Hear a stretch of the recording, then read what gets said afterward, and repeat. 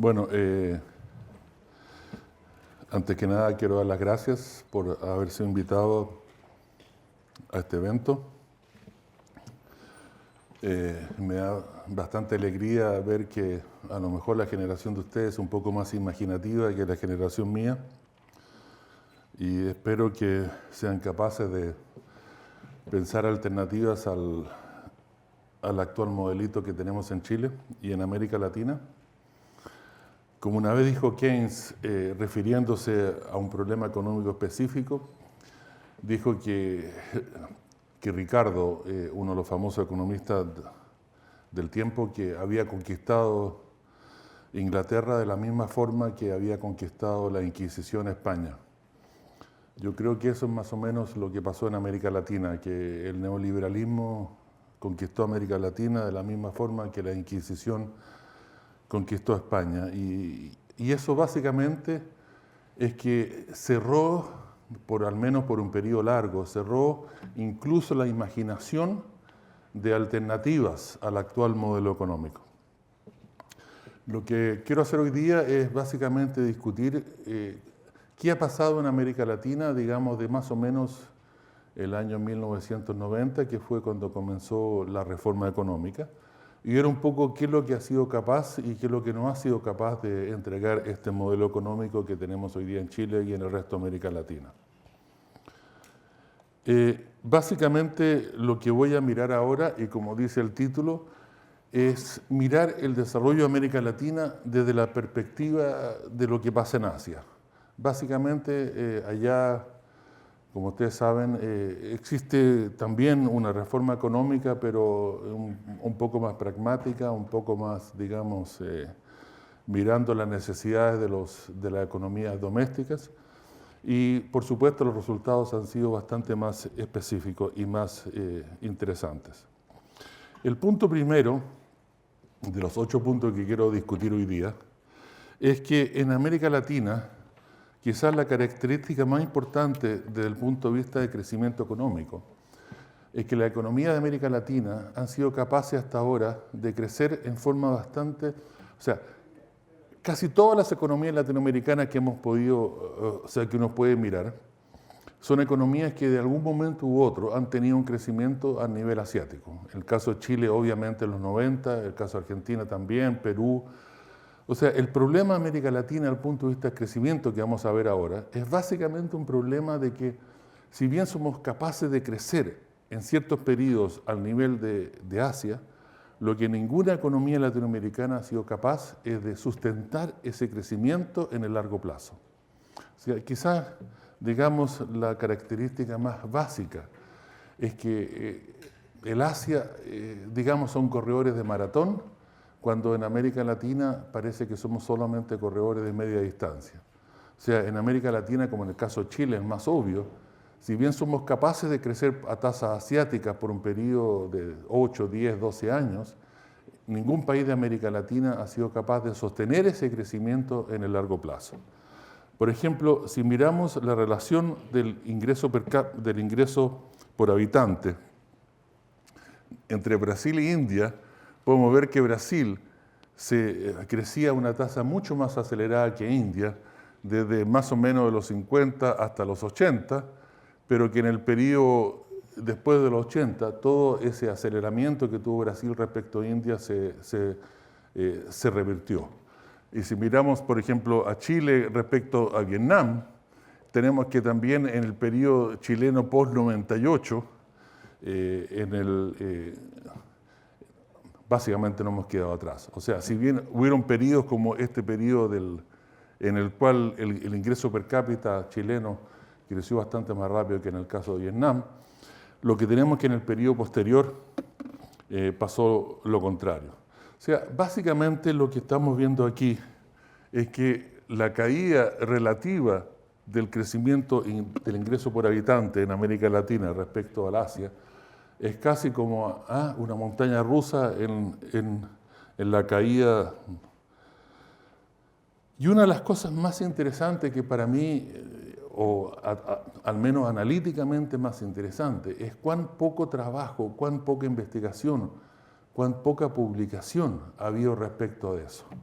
Por ejemplo, ¿cuántos de ustedes sabían que en el periodo 86-97, que fue el periodo de rápido crecimiento en Chile, el ingreso por habitante chileno era el octavo más rápido en el mundo, de los 165 países que el Banco Mundial entrega datos? Sin embargo, el crecimiento chileno del periodo 97 al 2010 es el 82 en el ranking de los países del mundo. O sea, ¿qué fue lo que pasó en Chile? Por ejemplo, que ese crecimiento dinámico, ese crecimiento rápido que había del producto, se estancó en el 97-98 de la forma que se hizo. Porque por lo menos si uno mira Argentina, cuando se estancó el crecimiento económico en el 2001, hubo una crisis financiera. O en el caso peruano, en el año 2000 hubo una crisis política. O sea, en varios países de América Latina, cuando el crecimiento económico rápido que hubo se estancó, uno encuentra por lo menos alguna razón para explicarlo.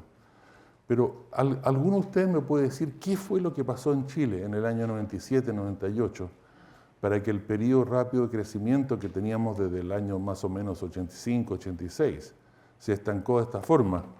Y que en el caso chileno, como les digo, pasamos de ser el octavo, o sea, top 10, del octavo país más de crecimiento más rápido por habitante en el mundo, a ser el país 82 en el ranking de crecimiento del mundo. O sea, eso, lo que es interesante, no solamente que pasó, sino, ¿han leído ustedes algún artículo? ¿Han leído ustedes algún libro? ¿Han leído ustedes algún análisis serio de eso?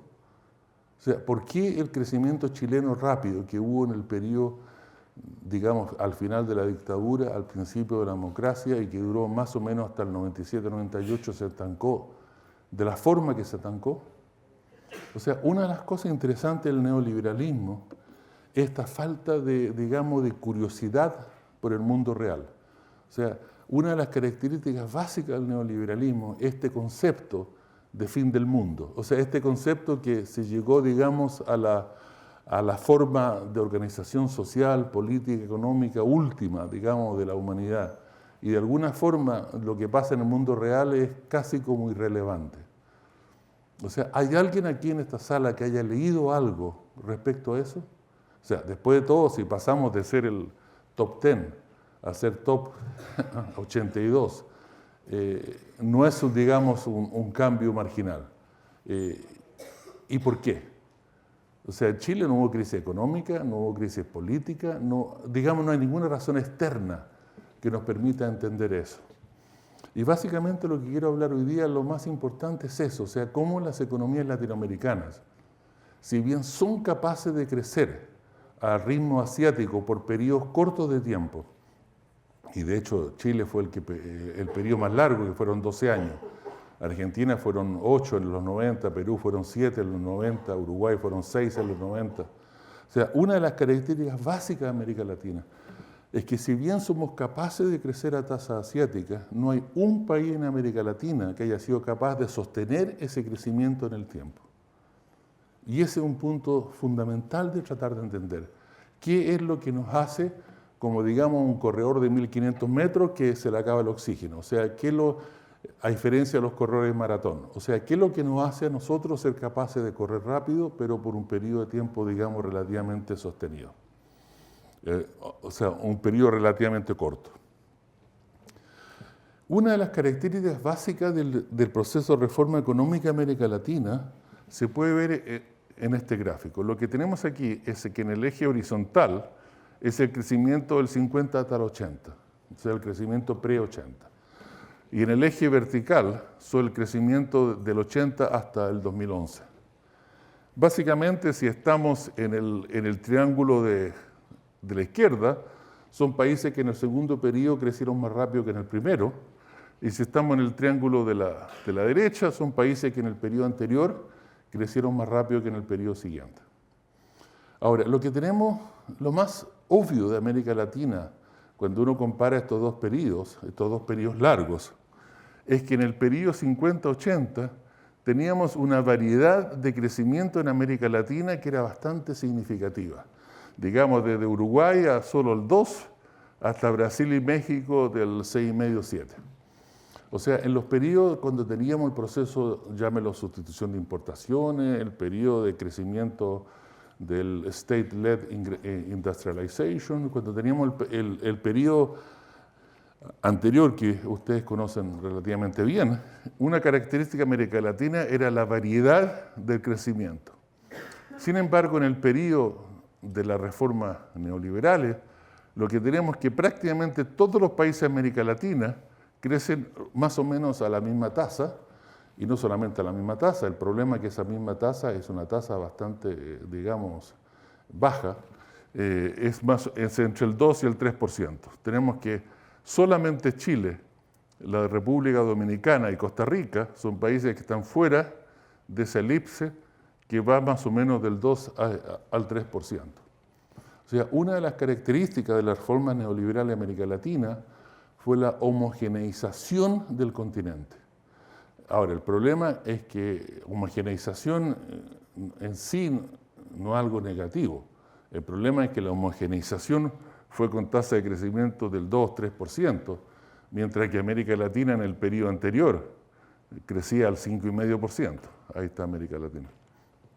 O sea, una de las características básicas que pasó en este periodo fue que se homogeneizó el continente de una forma en que nunca había sido homogeneizado antes y que se homogeneizó en una forma bastante, digamos, poco dinámica y poco interesante. Incluso en el caso chileno, que tenemos ahí, que en el segundo periodo creció más rápido que el primero, si hacemos el quiebre en el año 73, porque como ustedes saben, en Chile empezó la reforma mucho antes que en el resto de América Latina. O sea, si miramos 50, 73 y 73, 2011, tenemos que Chile está ahí en el 4% y en el 4%. O sea, el performance post-reforma ha sido bastante similar al periodo pre-reforma. Pero como les digo, lo básico es esa homogeneización que ha habido en América Latina. Y por supuesto los países de la tercera generación del Asia, China, Vietnam e India, que crecen mucho más rápidamente ahora que lo que crecían antes. Y yo creo que básicamente lo que quiero explicar ahora no puede quedar más claro cuando uno compara Brasil con Corea. Si uno mira, por ejemplo, el crecimiento de la productividad del trabajo, esto es producto dividido por empleo, en el caso teníamos que Brasil, la línea roja, y Corea, la línea verde, crecían antes del año 80 a una tasa bastante similar, que era 4,3 y 4,5. Pero después del 80 tenemos que el crecimiento de la productividad brasilera se estanca totalmente, siendo primero negativo hasta el 98 y después algo positivo después de eso, mientras que en el caso coreano 4,5 y 4,5.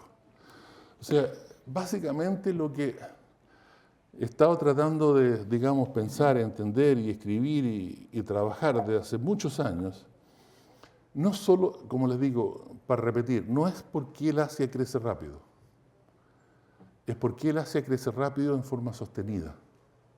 O sea, no es que Corea crezca al 7%, es que crece al 7% por los últimos 50 años. No es que China o India crezcan al 7, 8, 9. Es que crecen a esa tasa hace 30 años. No es que Malasia, Tailandia crezcan digamos, al 7%, es que lo han hecho por 40 años.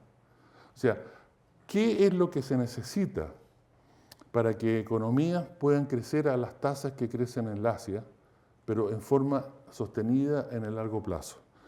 Como pueden ver aquí, Brasil estaba creciendo a una tasa que era bastante, digamos, parecida a la tasa asiática. Pero de repente se le acabó el oxígeno y pasó a ser estancado. En el caso chileno, como vamos a ver en un minuto, lo mismo. O sea, crecimos rápido del 86 al 98 y ahí para adelante una economía realmente con un performance económico bastante, digamos, poco interesante. O sea, ¿qué es lo que hace que América Latina, y esto no hay ni siquiera un país que sea la excepción que confirme la regla, o sea, no hay un país en América Latina que haya sido capaz de crecer en forma, digamos, a tasa asiática, pero que haya sido capaz de sostener ese crecimiento en el largo plazo? Y entonces, América Latina, esta es un poco la historia nuestra. Si miramos cómo América Latina se acerca, en el caso de la productividad, a los niveles de Estados Unidos, teníamos que Corea y Brasil se estaban acercando en forma bastante sostenida desde más o menos los 60 hasta los 80, moviéndose más o menos de un 17% de la productividad americana a un, digamos, 25%. Y después tenemos que Brasil bajó y se vino para atrás.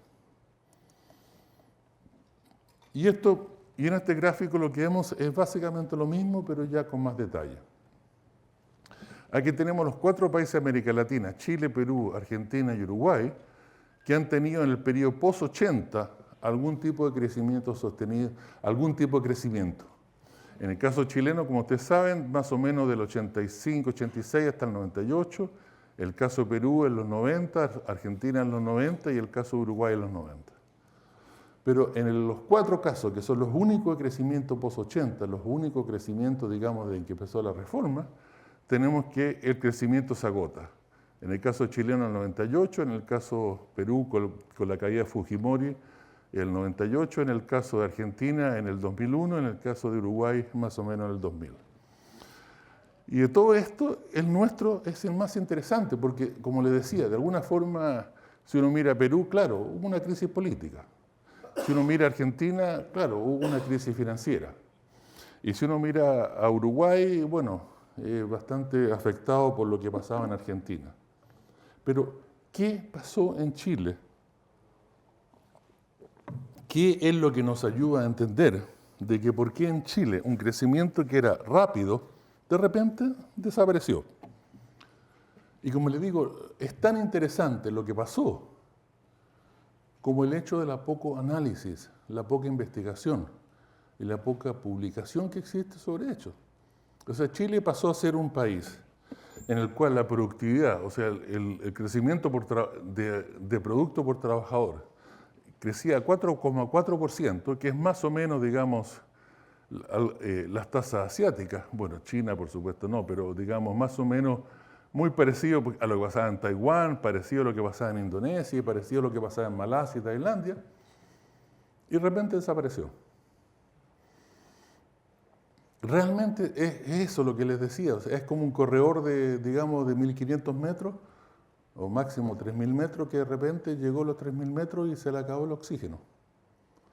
Y la diferencia es que los países asiáticos son líneas rectas. Los países asiáticos son, y tenemos aquí un país de la primera generación de industrialización, de la tercera generación y de la segunda generación.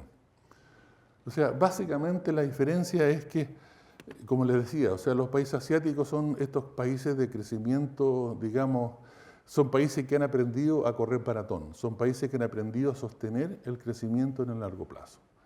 ¿Y qué es lo que explica eso? O sea, básicamente, vamos a ver aquí, hay varias razones obvias, pero una de las más importantes es el pragmatismo asiático. Es el hecho de que cuando ellos hicieron las reformas, no la aplicaron como en América Latina como religión.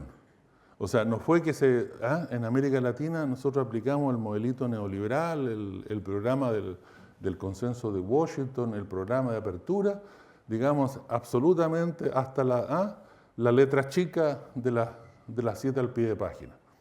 O sea, en Asia lo que uno tiene es una aplicación de la reforma en una forma pragmática, en una forma, digamos, por ejemplo, en India, un caso obvio. Las reformas empezaron en el 80, pero la primera liberalización comercial fue en el 87 y la primera liberalización financiera fue en el 93. O sea, se le dio tiempo a los agentes a ajustarse, se abrió el paquete, se escogió, digamos, aquellas partes de la reforma que ellos creían que podían ser útiles para sostener el proceso de crecimiento que ellos llevaban. Mientras que en América Latina, no solo en Chile, sino en el resto de América Latina, aplicamos el modelito como religión. O sea, se abrió la economía y se abrieron las finanzas en prácticamente todos los países en un periodo de 2 o 3 años, sin dar tiempo a los agentes económicos a ajustarse, sin ver cuál aquellas partes de ese paquete eran las que nos podían, digamos, ser útiles para nuestro crecimiento y para sostener nuestro crecimiento, etc. Y en ese sentido, por ejemplo, aquí coloqué Indonesia, en este gráfico porque es un país bastante interesante. Indonesia, como ustedes probablemente saben, el país menos dinámico en Asia. Es un país que, problema que a ustedes se le ocurran, Indonesia lo tiene. O sea, geografía, 1000 islas, religión hay como 5, idioma hay como 20, violación de derechos humanos, los chilenos pasan a ser cuento de niños, o sea, lo que hizo Suharto los 30 años de dictadura. Desastres naturales, bueno, acuérdense el terremoto, el tsunami, o sea, corrupción, no hay país en el mundo más corrupto que Indonesia, o sea, cosa que se le ocurra, Indonesia la tiene. Sin embargo, no hay un país de América Latina que haya sido capaz de crecer a la tasa de productividad que tiene Indonesia. O sea, por eso lo pongo ahí, porque es como, digamos, el caso más, digamos, más claro en el sentido. El segundo punto que quiero discutir hoy día, y que obviamente está relacionado con el primero, el primero, como les decía, siendo por qué, si bien somos capaces de crecer en América Latina, no somos capaces de sostener el crecimiento en el largo plazo. El segundo punto es la inversión. Una de las cosas más importantes que podemos ver en América Latina respecto a la Asia, si uno, por ejemplo, mira India, comparado con Chile, con Brasil y con la China, lo que tenemos que en el caso del Asia, en todos los países subió la tasa de inversión como porcentaje del producto después de la reforma, en la forma que ellos lo hicieron.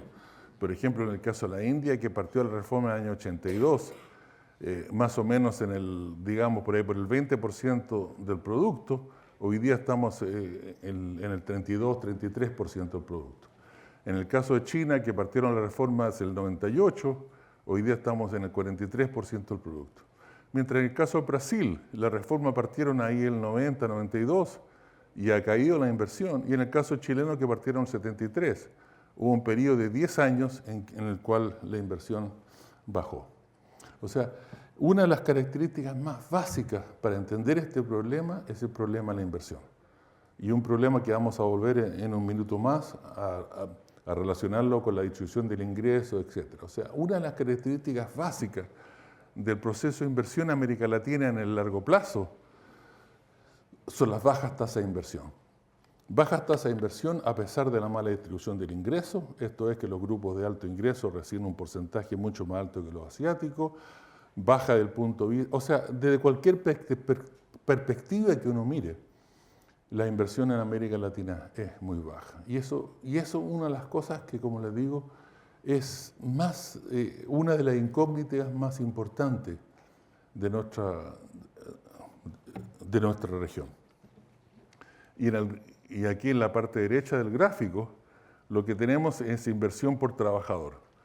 Porque si uno piensa desde el punto de vista de la productividad, ¿qué es lo que es fundamental? Es inversión por trabajador, o sea, qué tipo de maquinaria, edificio, qué infraestructura, telecomunicación existe por trabajador.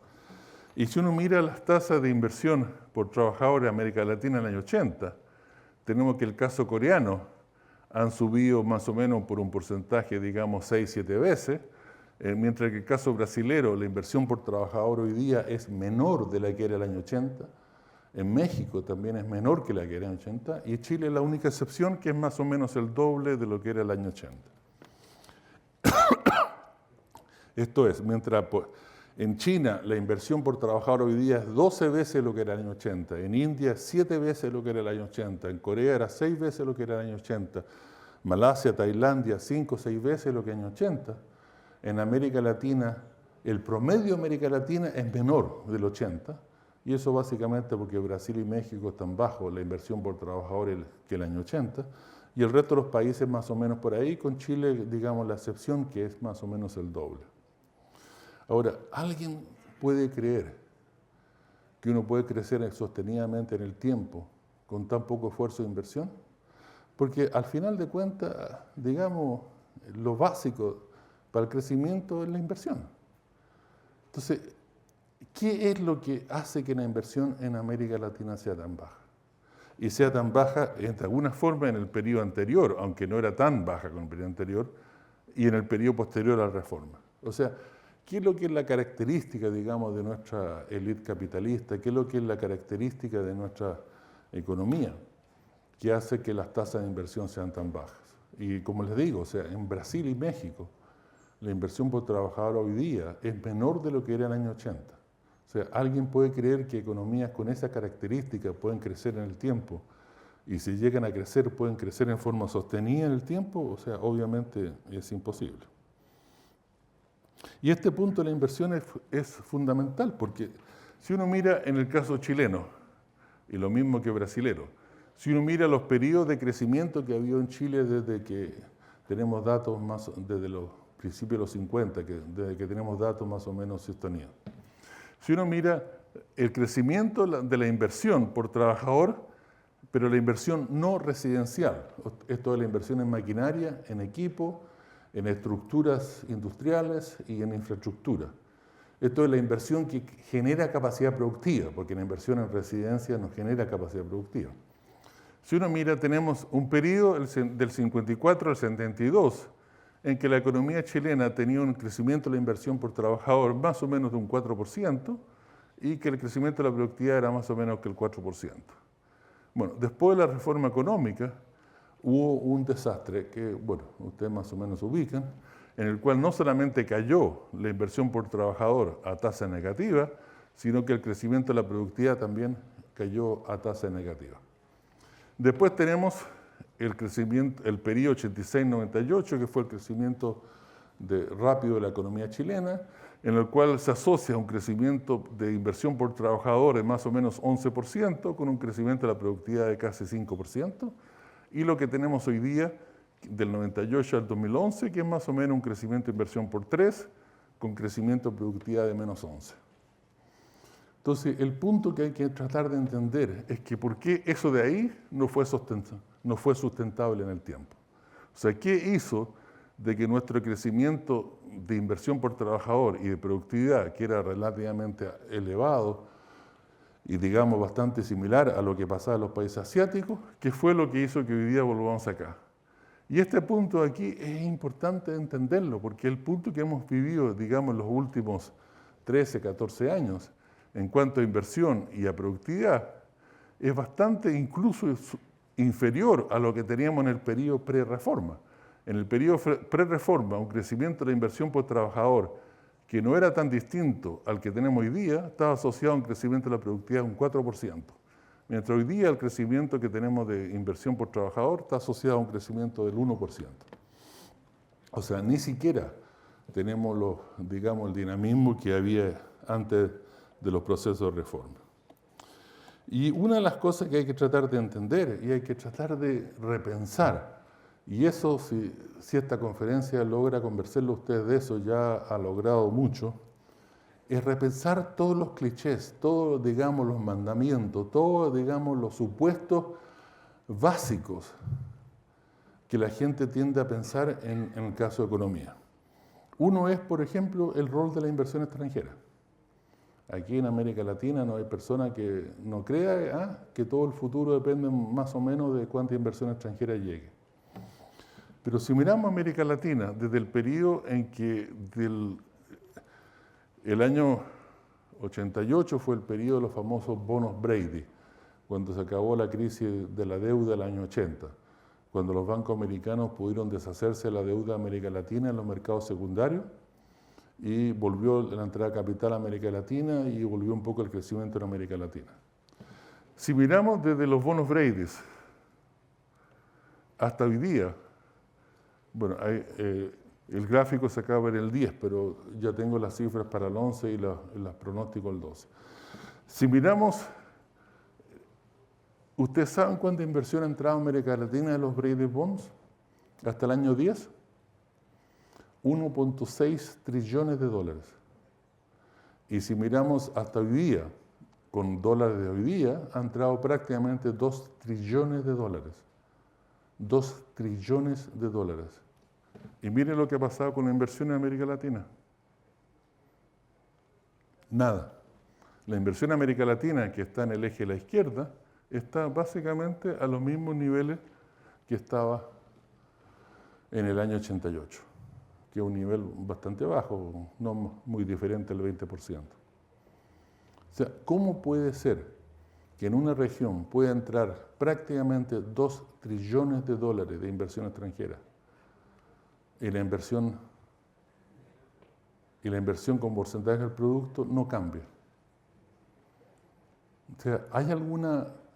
O sea, claramente aquí hay que detenerse un minuto y pensar, o sea, ¿qué es lo que hace que una entrada de inversión extranjera, que es la más grande del mundo, si ustedes la normalizan por habitante, si ustedes la normalizan por porcentaje del producto, si ustedes la normalizan como quieran, es la más alta del mundo, no ha tenido ningún efecto positivo en la inversión con porcentaje del producto?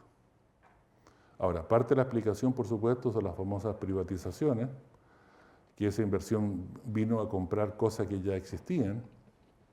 Y el punto es que una vez que llegan a América Latina, y aunque compren las cosas que ya existían, ¿por qué siguen comportándose de esa forma?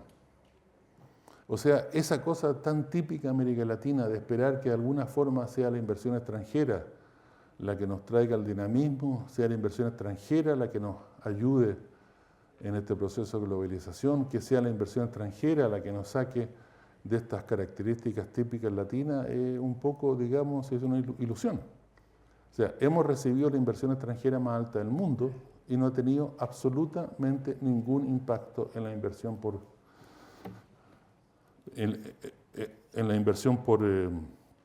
como porcentaje del producto. Y por supuesto, esta inversión, como todas las cosas en economía, la inversión extranjera tiene dos caras. Uno son los activos y otros son los pasivos. Este es el pago que se hace a esa inversión extranjera. O sea, en América Latina, en estos minutos están saliendo más o menos 160, 170 billones de dólares al año como pago en las distintas formas que se hace el pago a los factores externos, ya sea intereses, ya sea portafolio o ya sea repatriación de utilidad de las empresas extranjeras. ¿Usted tiene una idea de lo que sale de Chile cada año como repatriación de utilidad de la inversión extranjera? ¿Alguien tiene idea? De Chile sale año a año, en los últimos 6, 7, 8 años, han salido más o menos 25 mil millones de dólares al año de repatriación de utilidades de inversión extranjera. Eso es 2 veces el PIB de Paraguay. O sea, Chile regala al año 2 veces el PIB de Paraguay, 1 vez y media el PIB de Bolivia en cuanto a salida de inversión de utilidades de capital extranjero. O sea, ¿alguno de ustedes me puede decir algún ejemplo, aunque sea, digamos, la excepción que confirme la regla, algún ejemplo de alguna actividad que haga en Chile en inversión extranjera que los chilenos no seamos capaces de hacer? Que los chilenos somos capaces de hacer cobre concentrado, que es un barro con un contenido de cobre del 30%, que no somos capaces de distribuir energía o tener celulares, línea de telefonía móvil. Hoy día en Chile salen 2 veces el PIB de Paraguay de repatriación de utilidad de inversión extranjera. ¿Por qué? Porque en Chile no hay royalty. Lo que hay se llama royalty, es una mentira, o sea, algo que inventó Izaguirre en el periodo Lago solo para decir que había royalty, pero es una mentira. O sea, el BHP Billington paga 30% royalty en Australia, su casa matriz, y paga 2% en Chile por el famoso royalty de Izaguirre. O sea, el punto es que esta forma que hemos hecho la reforma en América Latina, en esta forma religiosa, en esta forma de una ideología fundamentalista, en esta forma de que no hay ninguna concepción del pragmatismo asiático, de ver qué tipo de inversión extranjera nos conviene y cuál tipo no nos conviene, y las que nos conviene, en qué forma se recibe en Chile, y cuál es el tipo de royalty, y cuál es el tipo de regulación, y cuál es el tipo de, por ejemplo, o sea, en el caso asiático, la inversión extranjera siempre viene asociada con inversiones domésticas que tienen que tener socios. O sea, toda la cosa de la imaginación de hacer las cosas, digamos, en forma más pragmática y más eficiente asiática, en el caso de América Latina no existe. O sea, solo piensen eso, que de Chile sale todos los años de regalo de repatriación de utilidad de la empresa extranjera 2 veces el PIB de Paraguay. O sea, no existe país en el mundo en que la inversión extranjera es capaz de sacar como porcentaje del producto lo que sacamos en Chile. ¿Por qué? O sea, ¿cuál es esa razón? O sea, ¿qué es lo que hace que hagamos este tipo de política económica? O sea, esta forma de entender la reforma en la forma más fundamentalista que existe probablemente en el mundo, esta forma de hacer la reforma, digamos, la forma más burda, más, digamos, más primitiva, es una de las razones fundamentales por qué no estamos en la situación que estamos. O sea, piensen en lo que pasa hoy día en Chile. Todo el mundo sabe que hoy día en Chile el déficit de cuenta corriente es más o menos 2-3% del producto, o sea, es bastante sustentable. Pero ¿cuántos de ustedes saben que si vemos ese mismo déficit de cuenta corriente con los términos de intercambio del 2003, el 2003 es un año donde los precios de los commodities eran los precios históricos, donde el cobre era $1 la libra, donde digamos los precios de los commodities históricos. Si de acuerdo a los cálculos que hice ahí, si aplicamos esos precios históricos a los commodities, hoy día el déficit de cuenta corriente de Chile ajustado sería más o menos un 17-18% del PIB. Y por supuesto, esos precios de commodities hoy día son totalmente vulnerables. O sea, todo el mundo sabe que el precio del cobre es 3 veces el histórico simplemente por especulación de los mercados futuros. O sea, no tiene nada que ver con la demanda china, ni india, es simplemente especulativo. O sea, estamos caminando, digamos, al borde de un precipicio. Imagínense si los precios de los commodities vuelven a los precios normales, si el cobre vuelve al precio histórico. Y cualquier persona que sepa cualquier cosa de historia económica sabe que los precios de las materias primas son cíclicos, que suben igual que bajan y bajan igual que suben. O sea, esta idea de pensar de que los precios de los commodities en Chile van a seguir siendo lo que son hasta ahora en el futuro es, como le digo, cualquier persona que sepa cualquier cosa de historia económica sabe que es algo totalmente ilusorio. O sea, hoy día la economía chilena está caminando al borde de un precipicio. Si el precio del cobre vuelve al precio histórico, no a lo de los 80, que era bajo el histórico, sí vuelve al precio histórico, $1, $1.20 la libra. La economía chilena tendría un déficit de cuenta corriente de 17-18% del PIB. Acuérdense lo que pasó en el 82. Ustedes son medio jóvenes, no se acuerdan mucho, pero tienen que haber leído sobre eso. El año 82, el déficit de cuenta corriente chileno era 12% del PIB. 12, no el que habría ahora. Y cuando vino la crisis del 82, el PIB chileno cayó en 20 puntos porcentuales. 20. Se perdió un quinto del PIB chileno entre el tercer trimestre del 82 y el tercer trimestre del 83. O sea, a lo que me estoy refiriendo es que estamos viviendo en este mundo de fantasía, en este mundo de burbujas, en este mundo en que se supone que las cosas que son buenas, positivas, digamos, los precios de los commodities van a ser permanentes, en un mundo en que se supone de que todo lo que está pasando va a seguir siendo como está, pero no hay ninguna capacidad de entender la vulnerabilidad del crecimiento que estamos teniendo hasta ahora. El tercer punto es la apertura financiera. O sea, estamos en un momento en que hay que volver a repensar la apertura financiera. O sea, miren lo que pasó en América Latina desde los bonos Braves del 88-89 hasta hoy día. Miren lo que ha sido la entrada de capital de portafolio. O sea, ¿quién puede argumentar que claramente positivo abrir una cuenta de capitales como la hemos abierto en Chile y en el resto de América Latina en forma absolutamente indiscriminada a este tipo de flujo externo. O sea, ¿qué tipo de macro ustedes pueden seguir ahí? ¿Qué tipo de política de tipo cambio? ¿Qué tipo de política monetaria, tasa de interés, es la óptima en ese tipo de situación? Básicamente hay dos alternativas. O se hace en control del capital, como Chile lo hizo en forma tímida, pero lo hizo en forma interesante en los 90, o se hace la política del Banco Central hoy día en Chile, que es dejar el tipo de cambio libre. Y este año el peso chileno ha sido la moneda que se ha revaluado más en el mundo. Imagínense el efecto de eso en los transables, el efecto de eso tanto en manufactura, o lo que queda de manufactura en Chile, o el efecto de eso en los commodities que no están beneficiados por los precios altos del cobre. El caso del vino, el caso de la fruta, el caso de la madera, etc.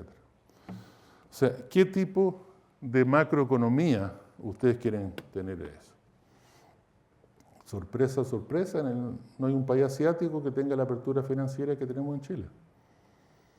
O sea, ¿qué racionalidad? O sea, a ustedes seguro que les enseñan de la apertura financiera hace que se estabilice el crecimiento del consumo en el tiempo y que se baje la inestabilidad de la economía doméstica. Bueno, esta es la realidad.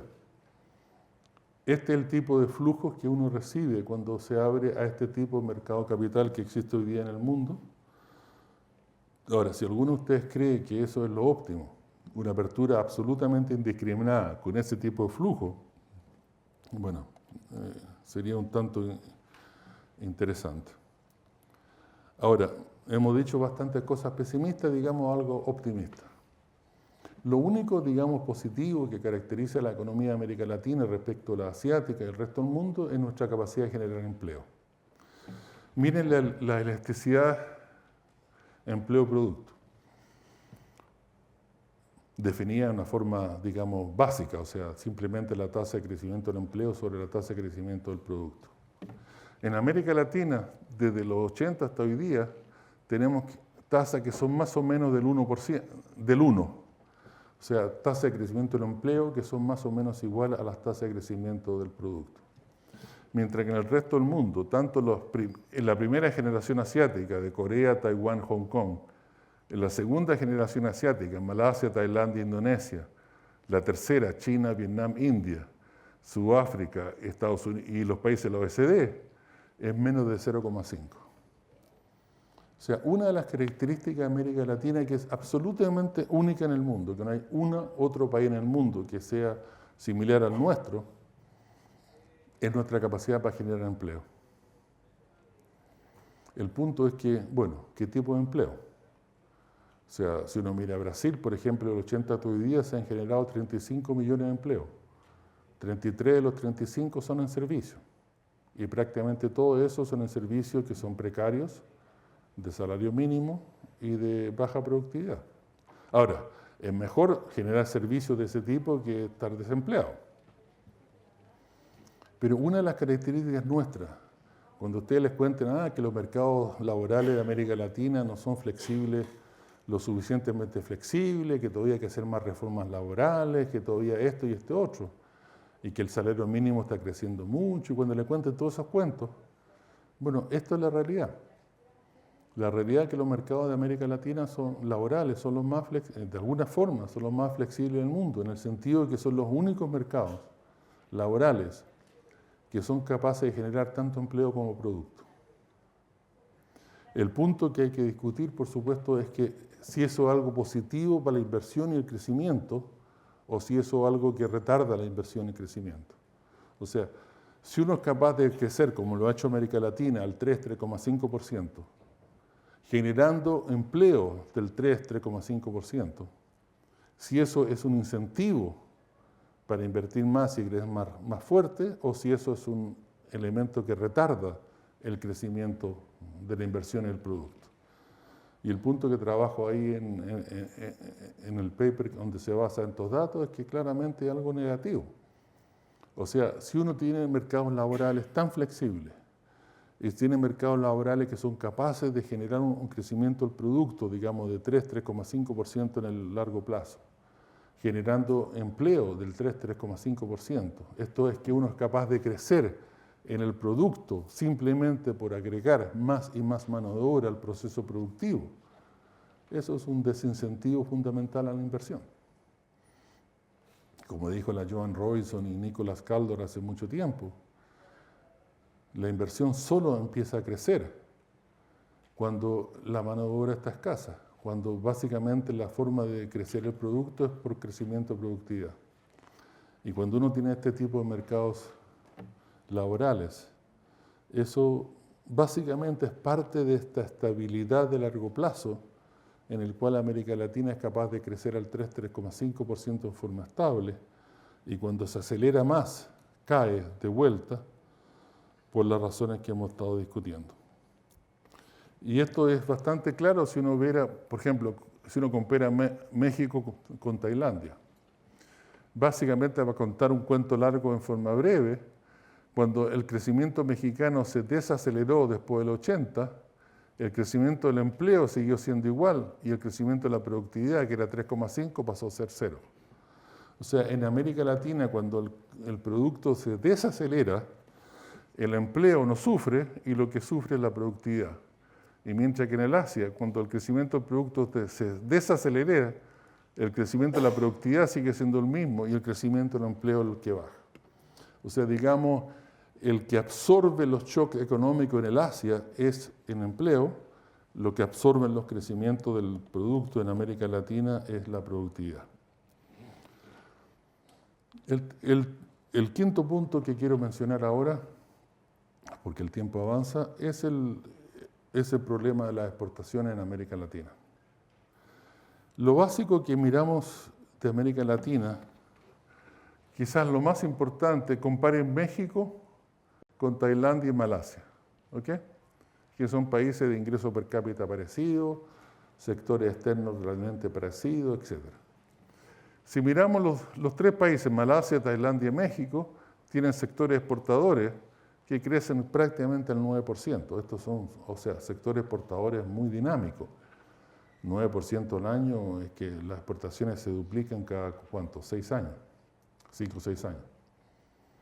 Sin embargo, Malasia y Tailandia son capaces de crecer, con ese crecimiento de exportación, son capaces de generar crecimiento del producto que son el doble de México o casi el triple de México. O sea, una de las características de América Latina es que el proceso de apertura comercial, si bien tuvo la capacidad de desarrollar el sector exportador, lo que falló fue la capacidad de ese sector exportador de arrastrar al resto de la economía para tener un crecimiento acelerado.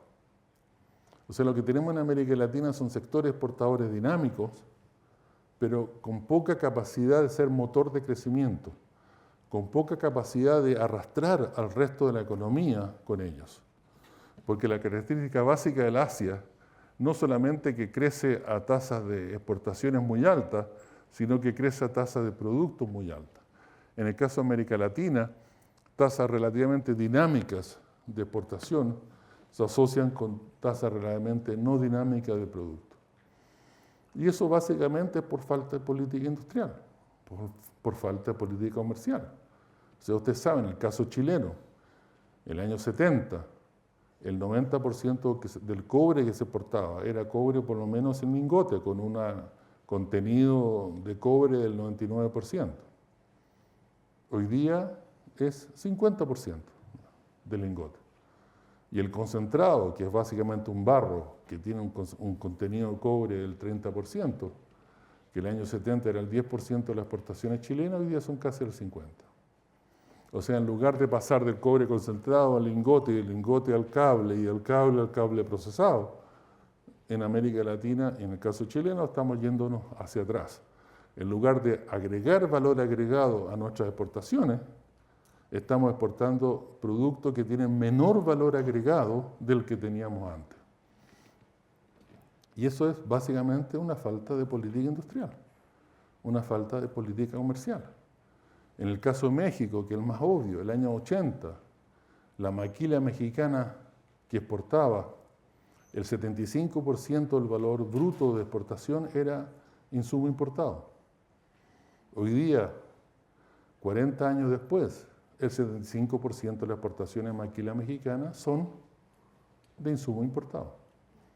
Malasia y Tailandia, que el año 80 también tenía más o menos 75% de insumo importado, hoy día tienen un 30% de insumo importado. China, que el año 80 tenía un 40, 50% de insumo importado, hoy día tiene apenas un 20, 30. O sea, esa incapacidad de seguir avanzando hacia adelante en el desarrollo exportador, seguir procesando, agregando valor agregado, haciendo el fundamentalismo del mercado. Como si la mano invisible fuera la que fuera a llevarnos a una situación de exportación de mayor valor agregado. Como les digo, en el caso chileno ya no puede ser más obvio. 7 de cada 10 barcos que salen de Chile exportando cobre a China exportan basura. Llevan basura. Imagínense el punto de vista del medio ambiente, lo que eso significa. Porque el cobre concentrado que exporta Chile a China tiene un 30% de contenido de cobre y un 70% que es simplemente residuo. O sea, ¿alguien puede entender que no exista una racionalidad económica para transformar por lo menos ese cobre concentrado del 30% a un lingote del 99% en una fundición en Chile? O sea, es básicamente eso, es esa concepción de que la mano... No sé si ustedes saben que hay un presidente chileno, Barros Luco, que siempre decía de que en la vida hay dos tipos de problemas. Los problemas que se solucionan solos y los que no tienen solución. Hoy día el neoliberalismo chileno y América Latina es eso. Hay problemas que solucionan la mano invisible y los que no solucionan la mano invisible no tienen solución. Y en el caso de las exportaciones de América Latina es obvio. O sea, ¿cómo se puede esperar que un sector exportador de cobre concentrado sea un motor de crecimiento? O sea, ese sector exportador que no tenga una capacidad de subir el valor agregado de lo que se exporta, que es lo que básicamente es el motor del crecimiento asiático, el sumar valor agregado a sus exportaciones, es algo que obviamente solo se consigue con política industrial, con política comercial, etc. Y miren el caso de Brasil, el más obvio. Los commodities sin procesar, que el año 2000 eran 24% de las exportaciones brasileñas, hoy día están casi llegando a la mitad. O sea, Chile, esto de ir para atrás no es el único, o sea, Brasil y México y el resto es lo mismo. O sea, Brasil, que hoy día es responsable de 2/3 de las exportaciones de hierro del mundo, es responsable solo del 2% de las exportaciones de acero, 2%. Ahora, si India hoy día controla uno de los mercados de acero más grandes del mundo, si ellos son capaces de hacerlo, ¿por qué Brasil no?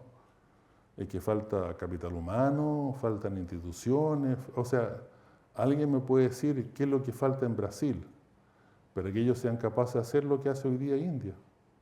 O sea, ¿qué sentido tiene ser responsable de 2/3 del comercio mundial de hierro y solo ser responsable del 2% del acero, del comercio de acero en el mundo?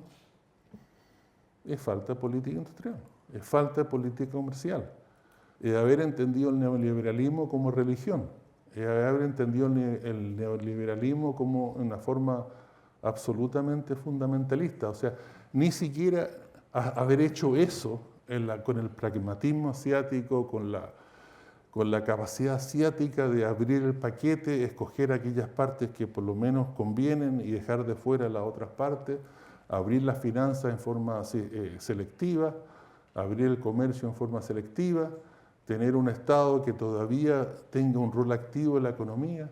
O sea, un poco lo que pasa en Chile es básicamente, no es tan distinto a lo que pasa en el resto de América Latina.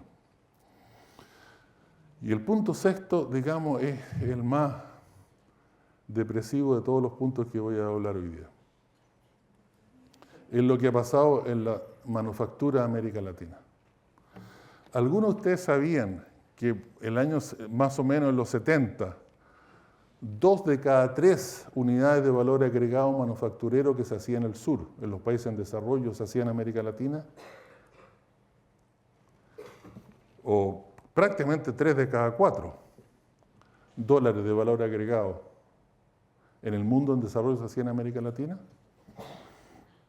Hoy día es un cuarto.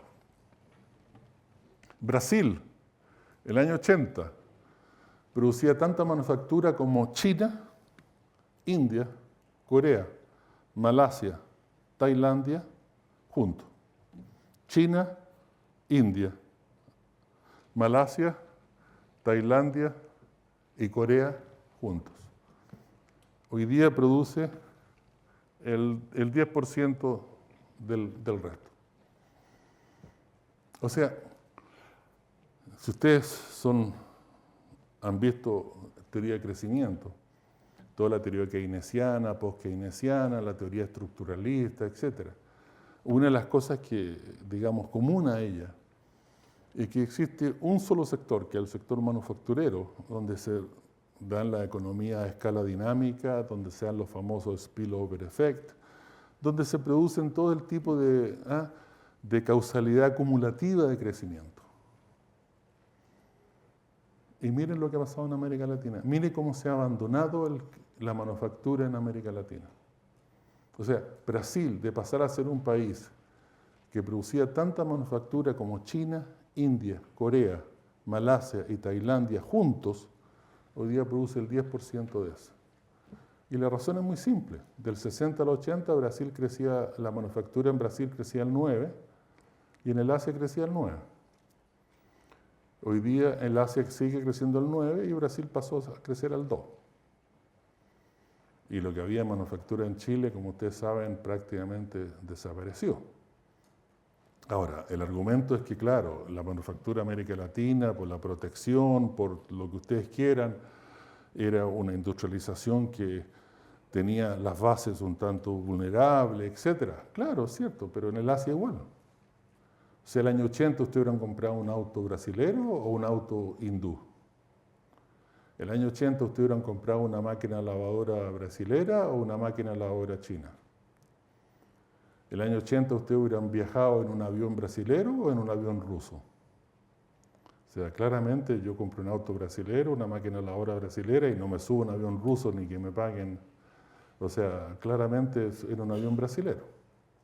O sea, todos los problemas que uno puede imaginarse que tenía la manufactura en América Latina en los años 80, el Asia las tenía multiplicada por 2, 3 o 5.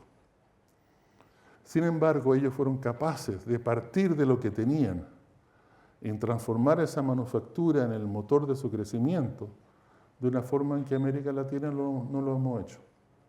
O sea, Felipe Larraín pasó por Cambridge hace un par de meses y dio una conferencia. Yo andaba viajando, así que no pude ir, pero me contaron. Y alguien le preguntó, ¿qué va a ser, digamos, la economía chilena en 10 años más? ¿Cuál es su pronóstico? Y lo único que fue capaz de decir que Chile en 10 años más va a tener un sector exportador basado en puros servicios. Servicios tecnológicos de alta... O sea, hay algo muy raro. O sea, el presidente del Banco Central brasilero, cuando le preguntaron en el año 90 cuál era la base de la política económica neoliberal del gobierno Cardoso, él dijo que era deshacer 40 años de estupideces. O sea, el problema es que la reforma económica en América Latina se ha hecho con ese concepto. Es como hacer una reforma económica en marcha atrás. Deshacer lo que se había hecho antes, porque de alguna forma lo que se había hecho antes era populista, ineficiente, lo que ustedes quieran. La mentalidad asiática fue absolutamente la contraria. Fue hacer algo de reforma económica para fortalecer el proceso de industrialización que ellos estaban teniendo hasta ese momento. Y los resultados son más o menos obvios. Y porque el tiempo avanza, miren Brasil y Corea. Estos son productividades relativas.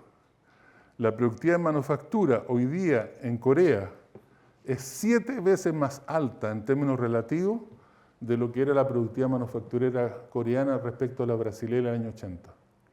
O sea, si un grupo de 10 trabajadores coreanos el año 80 hacía, digamos, un auto al día, igual que en Brasil, hoy día hacen 7 autos al día y Brasil sigue haciendo uno. O sea, la productividad relativa de manufactura en América Latina, que son las líneas azules, han caído respecto a las asiáticas de ese tipo de nivel. Brasil es el más dramático, 7 veces. Hoy día un trabajador coreano en la industria manufacturera coreana hace 7 veces más que un brasilero en términos relativos de lo que los dos hacían en el año 80. Y en el caso chileno, respecto a Malasia, tenemos que la caída ha sido más o menos de un 40%.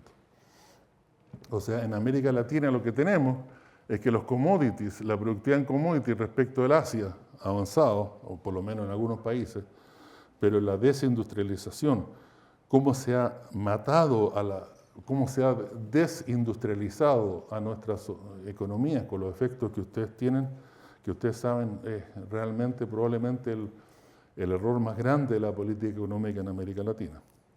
Y por supuesto el rol del Estado es algo fundamental. Lo que pasó en América Latina antes de los años 80, prácticamente todos los países tenían inversiones públicas altas. En el caso mexicano era de 2 dígitos, el caso argentino era 2 dígitos, Chile era 10%. Mire cómo ha caído la inversión pública en Brasil y en el resto de América Latina. ¿Alguien de ustedes sabe cuánto es la inversión pública en Chile en este momento? Antes del año 80 era de 2 dígitos. ¿Alguien de ustedes sabe cuánto es la inversión pública en Chile hoy día? 3%. Igual que en Brasil, igual que en México, igual que en el resto de América Latina. O sea, ¿alguno de ustedes cree que realmente tiene algún sentido desde el punto de vista del crecimiento y lo que la teoría de New Economic Growth Theory llama el capital complementario? Infraestructura, telecomunicaciones, etc. O sea, ¿algunos de ustedes creen que es posible un crecimiento sostenido en el tiempo con una inversión pública del 3% del PIB? China es 16, India es 18, Corea es 12, Malasia y Tailandia son 12. O sea, no hay un país asiático donde la inversión pública no es de 2 dígitos. Y por último, y aquí termino en 2 minutos, y perdón por el tiempo, el punto fundamental que quiero hablar hoy día, que es el problema de la relación de distribución de ingresos e inversión privada. Como ustedes saben, la mitad del Amazonas se ha deforestado con todos los papers y todos los libros que se han escrito de la maravilla en América Latina que ha mejorado la distribución del ingreso. Si ustedes miran, hacen el ranking de la distribución del ingreso del mundo, desgraciadamente hay solo 81 países para los cuales hay datos del 90 hasta hoy día. Si hacemos ese ranking, tenemos que sí, América Latina, el ranking del 90 son los círculos blancos y el ranking del 2010 son los círculos azules. Sí, es cierto que en América Latina había un pequeño mejoramiento del ingreso, pero es un mejoramiento insignificativo. O sea, Chile, cuando Pinochet dejó el gobierno el año 90, el Gini era 56, el año 2006 la CACEN mostraba un Gini del 56. O sea, en Chile ha subido el Gini, ha bajado el Gini 2-3 puntos porcentuales del 96 básicamente hasta hoy día, aunque la baja fuerte fue del 96 al 2010, pero son 3 puntos porcentuales. O sea, el ranking chileno en ese grupo de países hoy día, de hecho, es 70, y el año 89, cuando Pinochet lo dejó el gobierno, el año era 69. O sea, lo que ha pasado en el mundo, el gran incremento de la desigualdad en los países más iguales, que es básicamente la caída del muro de Berlín y el fin de la Unión Soviética y la Europa Oriental, y todo el incremento de la desigualdad en Europa Oriental que está ahí. Pero en América Latina, básicamente, claro, en Brasil el Gini mejoró 4 o 5 puntos porcentuales, pero era 60. En Chile mejoró 3 puntos porcentuales, pero era 56. O sea, antes de abrir las botellas de champán, o sea, hay que acordarse de que en los puntos que estamos hoy día Es eso. Y lo más increíble, la persona que habló antes mencionó el problema de la pobreza. ¿Ustedes saben cuánto costaría hoy día en Chile, terminar con la pobreza? En el sentido que definimos los economistas, o sea, subir toda la gente que está bajo el nivel de pobreza al nivel de la pobreza. ¿Sabe cuánto costaría hoy día en Chile? Menos del 1% del PIB. Con un programa como el brasilero de Bolsa Familia, con menos del 1% del PIB, menos del 1% del PIB, hoy día en Chile se terminaría la pobreza. En la forma que la definimos, o sea, toda la gente que sube al nivel de pobreza. ¿Alguien me puede explicar por qué no se hace? O sea, ¿alguien me puede explicar por qué la gente bajo el nivel de pobreza, el año 89, cuando Pinochet dejó el gobierno, que era 40%, cayó al 20% hasta el 2006, después cayó al 15% al 2010 y se ha mantenido más o menos igual?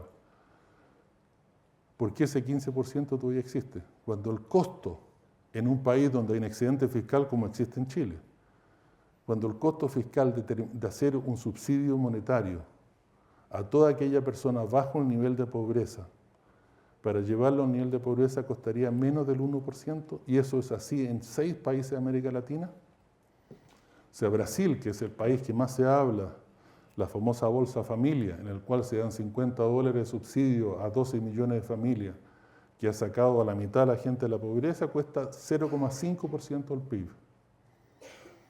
¿Alguien me puede decir por qué en vez de gastar el 0,5 no gastan el 1 y suben a toda la gente a la pobreza? O sea, eso que ha pasado en América Latina, se perdió ese sentido de la urgencia, se perdió ese sentido de el mínimo esfuerzo hoy para hacer cosas fundamentales como la pobreza. Pero para mí, y aquí termino,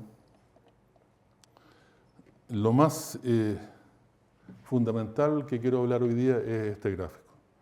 Y en 2 minutos termino, perdona la hora. O sea, imagínense que ustedes me pregunten,